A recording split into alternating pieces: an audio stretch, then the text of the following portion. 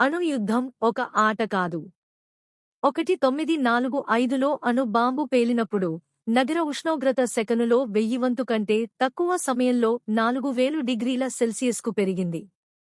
ఈ ఉష్ణోగ్రత కొన్ని క్షణాలు మాత్రమే కొనసాగింది. కానీ హిరోషిమా నగరం మరియు దాని శివారు ప్రాంతాలలోని అన్ని జీవులు కాలి బూడిదయ్యాయి, భవనాలు కూడా కరిగిపోయాయి. బాంబు పేలిన క్షణంలోనే దాదాపు 1,00,000 మంది ప్రజలు ఆవిరి మరియు పొగలో కరిగిపోయారు. ఏ జీవి కూడా మిగిలిపోలేదు. హిరోషిమాలో నివసించే ప్రజలు తుడిచిపెట్టుకుపోయారు. బ్రతికి ఉన్నవారు చనిపోవాలని కోరుకున్నారు. మొత్తం దేశంతో సంబంధాలు తెగిపోయాయి. హిరోషిమాపై వేసిన అణు బాంబు 4000 డిగ్రీల సెల్సియస్ వేడిని విడుదల చేసింది.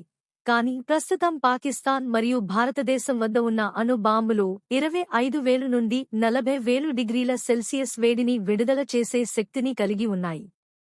ఈ ఆట కొన్ని సెకన్లు మాత్రమే ఉంటుంది మరియు భూమి యొక్క మైదానాలు, ఎడారులు, అడవులు, పర్వతాలు, మహాసముద్రాలు లేదా నదుల ప్రవహించే నీటిలో ఏ జీవి మిగిలి ఉండదు.